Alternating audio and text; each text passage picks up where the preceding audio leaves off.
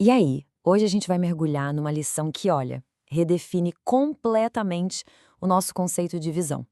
É uma ideia muito poderosa que sugere que o que a gente chama de ver pode ser algo bem mais profundo do que simplesmente usar os olhos. Então, bora lá? Pois é, essa é a grande questão que a gente vai explorar. E se a verdadeira visão não fosse uma função do corpo, mas sim da mente? A lição de hoje nos convida a questionar nossa experiência mais básica da realidade, começando por como a gente percebe o mundo. A nossa jornada vai ter 5 partes. Primeiro, a gente vai entender que tipo de visão diferente é essa. Depois, vamos descobrir a fonte dela, que está dentro da gente.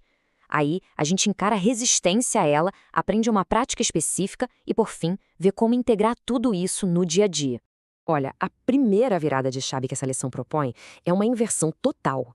Em vez de olhar para fora, procurando o mundo para ver, o convite é para a gente reconhecer que a visão é uma capacidade interna. É uma mudança radical de percepção, sabe? E aqui o contraste fica bem claro, né? De um lado está a visão física, que depende dos nossos olhos, do que eles captam do mundo aí fora. Do outro, a lição apresenta a visão verdadeira como uma faculdade luminosa da mente, algo que acontece aqui dentro. Tá, mas se a visão não vem de fora, de onde ela vem então? Essa parte nos leva direto para a fonte. A ideia é que a luz que a gente precisa para ver não é o sol ou uma lâmpada, mas algo que já existe dentro de nós. E aqui está o coração da lição. Deus é a luz na qual eu vejo. Isso não é para ser entendido de um jeito literal ou físico, tá? O ponto principal é que a capacidade de perceber a verdade, a visão real, é uma função da nossa mente conectada a uma fonte espiritual, a essa luz interior. Essa citação resume tudo de um jeito muito forte. Ela afirma, com todas as letras, que a experiência de ver não acontece lá fora, mas inteiramente aqui dentro.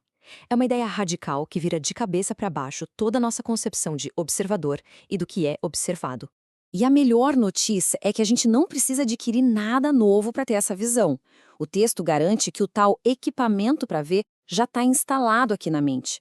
Essa capacidade de visão espiritual já é nossa, só está esperando para ser reconhecida e usada. Aí vem a pergunta, né? Se essa visão é tão maravilhosa, por que a gente não a experimenta o tempo todo? Essa sessão aborda a resistência interna, que aqui é chamada de ego, que morre de medo dessa mudança de percepção. E é importante reconhecer que, para uma mente que está acostumada a focar só no mundo exterior, essa prática de se interiorizar pode parecer estranha, até desconfortável no começo. A fonte explica que essa é uma reação esperada de uma mente ainda não treinada. E aqui a gente vê o conflito de forma brilhante. O ego interpreta o ato de largar as percepções do mundo como uma aniquilação, uma descida ao inferno.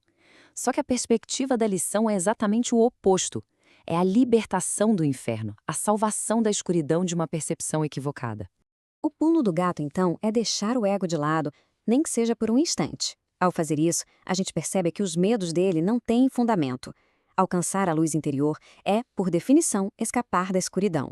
O texto descreve essa percepção como uma realização sagrada e profundamente feliz.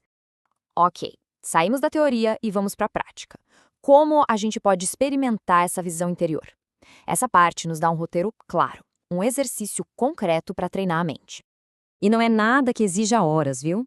A recomendação é dedicar de 3 a 5 minutinhos para essa prática, pelo menos 3 vezes ao dia. É um compromisso pequeno, mas com potencial de transformação gigantesco. Os passos são bem simples. Comece de olhos abertos, repetindo a ideia. Depois, feche os olhos devagar, repetindo de novo.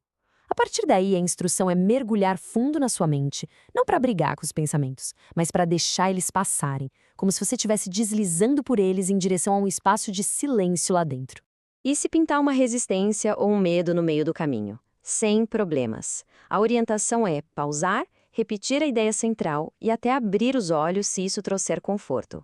Os sinais de que a prática está funcionando bem são uma sensação de relaxamento profundo e a percepção de estar se aproximando de uma luz interna vasta e sem forma.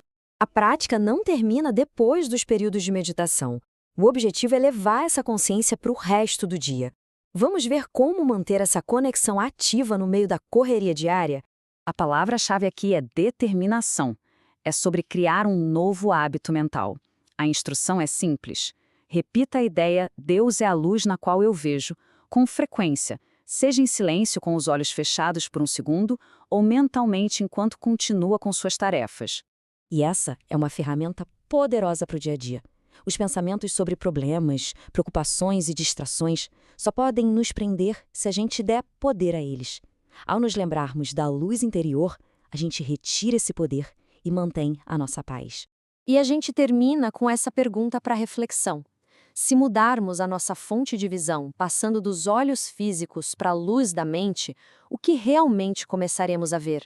No mundo, nos outros e em nós mesmos? A lição sugere que é um mundo totalmente novo que se revela.